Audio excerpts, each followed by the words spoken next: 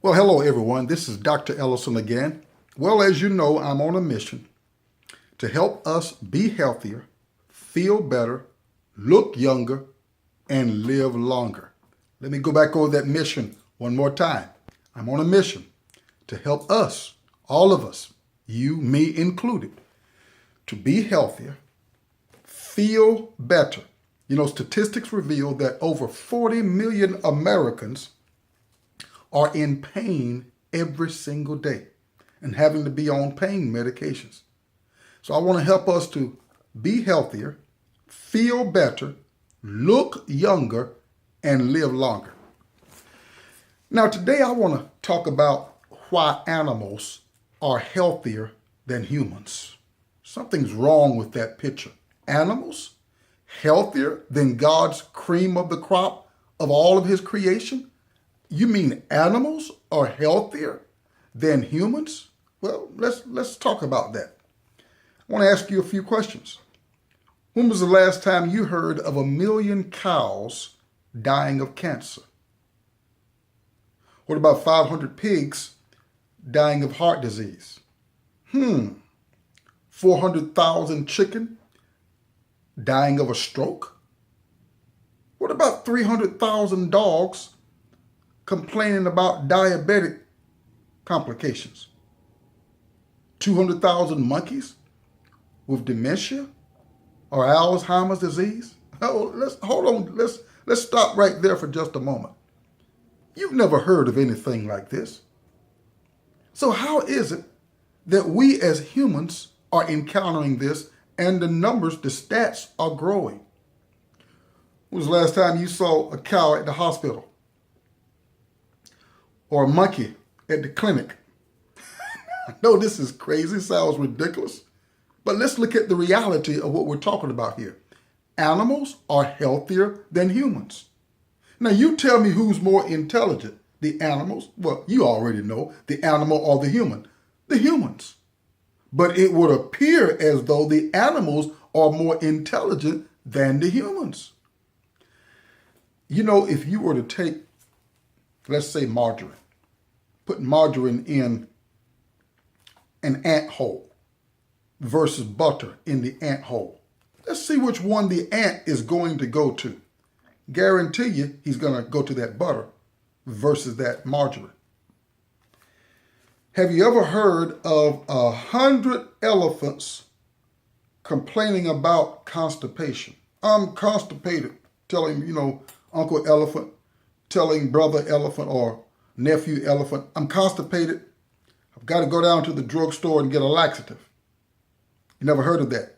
Yet, millions of Americans are constipated on a regular basis. I have literally counseled people who say they have a bowel movement every 2 or 3 days, in some cases, every 4 or 5 days. Ooh, that's horrific. But you never hear of this kind of stuff among animals in the wild. You know, the only time you're going to hear about animals being constipated with dementia, Alzheimer's disease, and all that kind of stuff is when they start eating like us. When they adopt our lifestyle. When we have brought them in from the wild and started treating them the way we eat, in educating them to our lifestyle and our dietary habits. Oh, come on, this is ridiculous. What about, you ever heard of 50,000 deer complaining about ADHD or ADD? Oh my God, it's crazy, isn't it? Come on, I know it is. It's ridiculous. And you mean to tell me that the God that we serve doesn't have a better way for us as humans? He does. I believe that one of the reasons why, and we're going to get into some reasons why, the animals are healthier than humans. And I just want to go ahead and take a sidebar and give one of those reasons while it's so fresh on my mind. I believe that the animals tend to stick more with God's way of doing things than what we as humans do. Now you can see that. I'm going to show you that even deeper, because I believe that that is the root cause of most of our physiological problems. Not all of them, because you can't exclude or forget about things like car accidents, and you broke a leg, and some things that are just out of your control. But now I'm talking about these cases to where more people are killing themselves with a spoon and a fork, or what's on the other end of a spoon and a fork, than people who are dying in gang fights, wars, birth defects, having a car accident, broken leg, all those kind of issues. We are hurting ourselves more with what is on the other end of the spoon and the fork, or what is in the plate or in the cup. We're hurting ourselves more with what's on the other end or in those containers than people who are dying in wars, dying in gang fights, and so forth and so on. We got to change that, and we can change that. How many horses go to the drugstore to get pain medications? It's ridiculous, isn't it? Yeah, it really sounds ridiculous. How many hogs go to the pharmacy to get a laxative? How many sodas a day do gorillas drink? How many lions are so out of shape that they refuse to chase that buffalo or that deer when they're hungry? Now, this is the case. This is what's happening among us as humans. Ridiculous. It's time to make a change. The Winans sang a song years ago, it's time to make a change. It's time to make a change. Aren't you tired of hearing about people dying at such young ages? Children having diabetes. Now, I realize there's some extreme cases, but I'm talking about this stuff that is regular, statistically building up because we can do something about it if we are more responsible for our health. If we will get still enough, take the time to learn, like what you're doing by listening to this this message. We got to put priorities where we need to put priorities. The Bible says, God said, I wish above all things that you prosper and be in good health, but it happens to the degree that the mind prospers. God wants us to be in good health. He wants you. He said, I wish above your shout. I wish above your dance. I wish above how many times you go to church.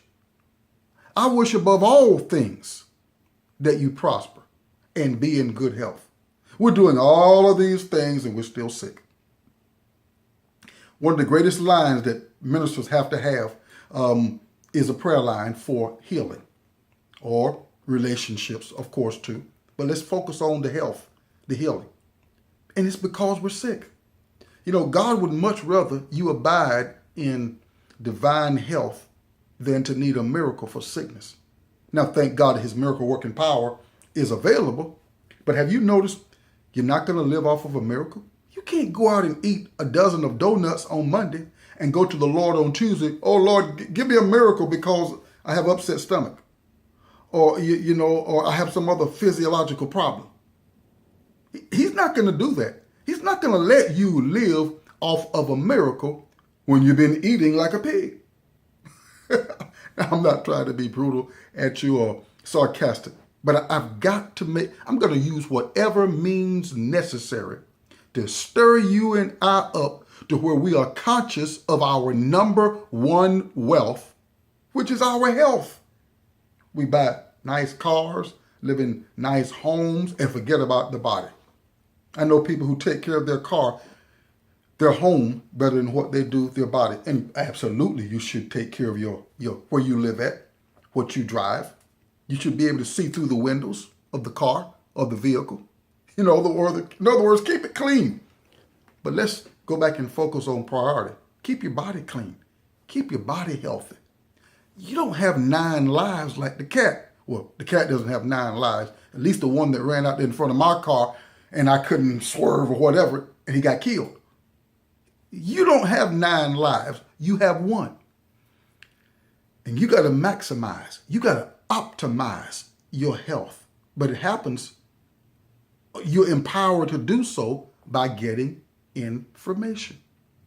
We want to go to God about things that we can take care of ourselves.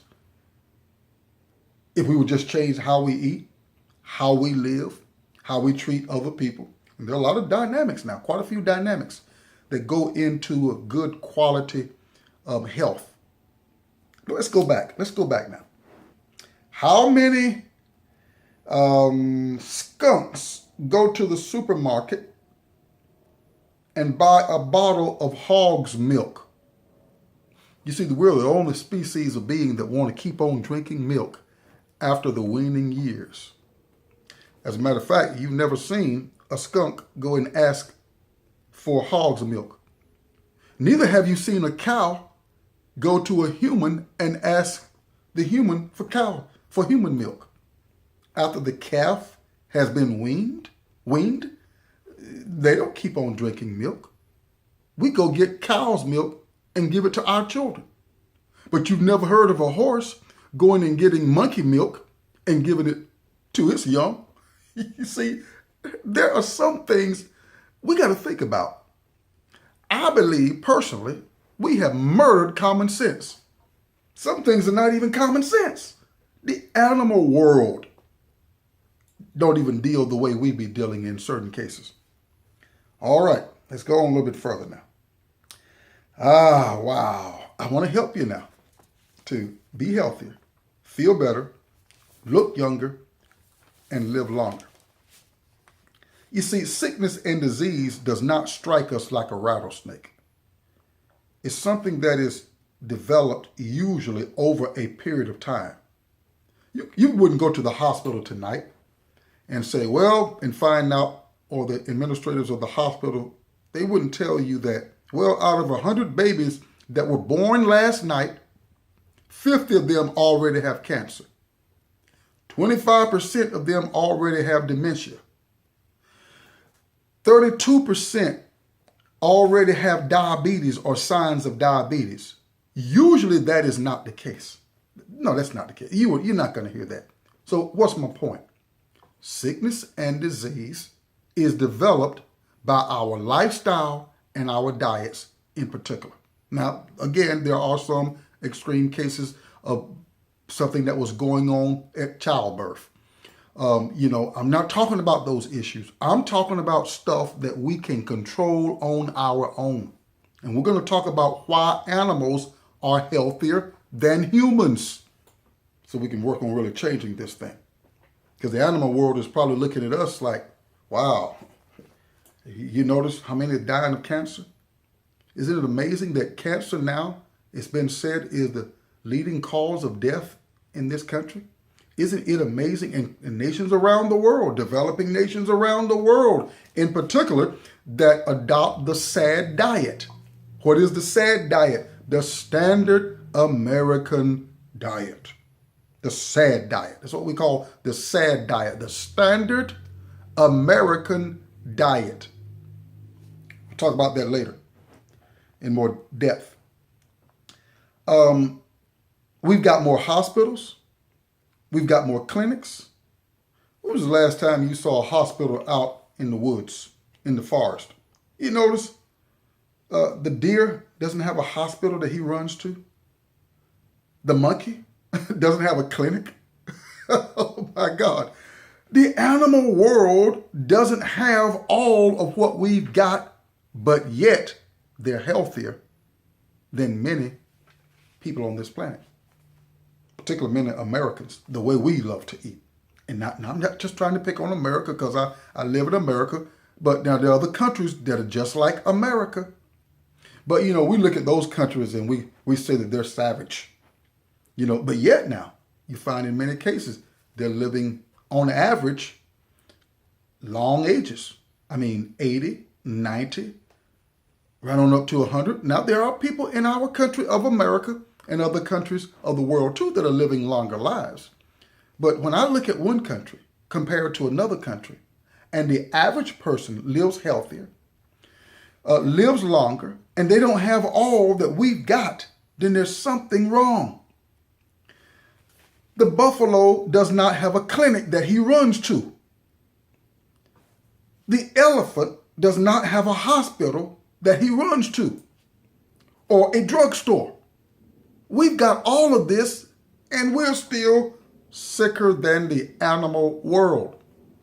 Wow. You notice we have more people dying young, looking older. I heard a statistic a few years ago that talked about young people between the age of 18 and 22 who were killed in gang fights, gang wars up in the LA area. And it was said that the average one of them, when they did the autopsy, already had heart failure. Wow, that's crazy. You know why? Because of usually what's on the other end of the spoon or the fork. And we got to consider what's on the other end. See, I ask my food question. I know you might think it's weird, but I ask the food that I put in my body questions. What are you going to do if I let you in here, or when I let you in here? See, we gotta start having some checkpoints, because we're just eating some of any old thing, and not considering, is it really nutritious? Now, you know it's something wrong when the insect will not bite into a particular fruit, but yet we go pick it up, don't even clean it off, don't even wash it or anything like that. The insects will not eat fruit that are loaded with a lot of herbicides, pesticides, and all those things, but yet we don't even think about it. But they'll stay away from it. They'll say, well, let's just leave it to the humans. They'll eat some of anything. It's time to change that. You see, the human body is a complex chemical factory, constantly breaking down, dealing with chemicals. And this is why I say, if the chemical makeup of what you put in the body does not match the chemical makeup of the body, sooner or later, you're going to have problems. Nowadays, it's sooner than the later, because we're eating a variety of items that's got a whole lot of chemicals here and this, chemicals in that, and so forth. We're eating stuff that our ancestors, they would turn over in their grave to find that you're putting what in your mouth? You can't even read that word. You can't even pronounce that word, and you got that item in your food supply? Now, what item am I talking about? Well, I've got a CD that talks about chemicals in foods. You just got to go to my website, www.vibrantlivingstrong.com. Look, we've got a lot of powerful resources up there. My books are up there. A lot of CDs talking about everything from chemicals in the food to the good fats to foods never to eat. Foods that are literally banned in some countries, but heavily in the markets in America and developing nations like America. You got to watch what you're putting in your mouth. I believe the animals do that.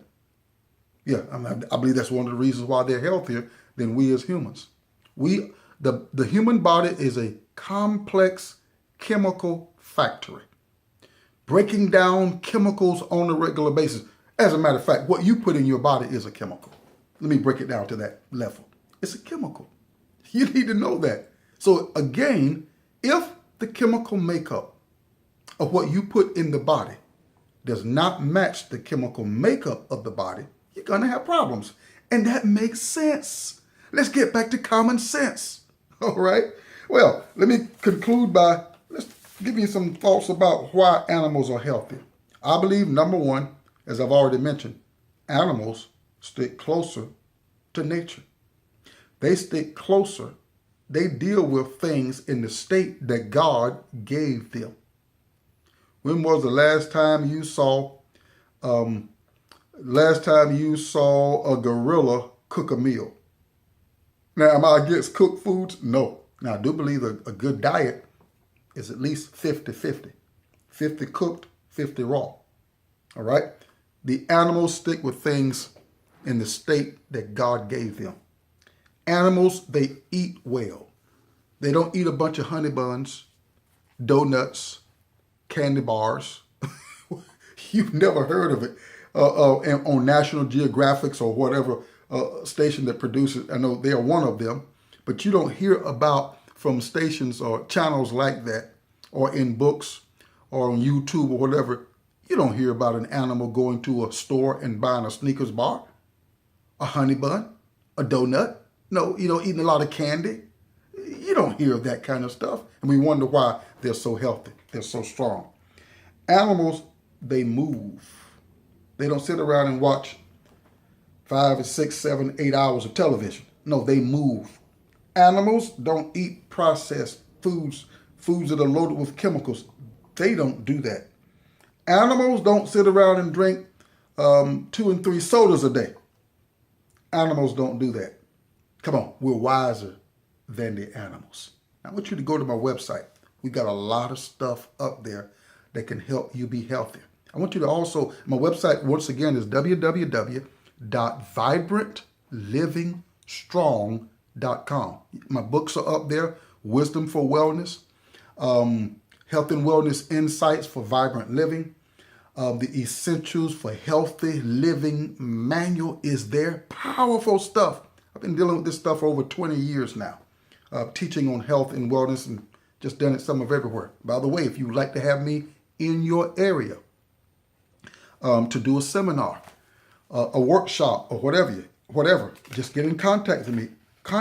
Go to my website, www.vibrantlivingstrong.com, and we'll help you take your health to another level.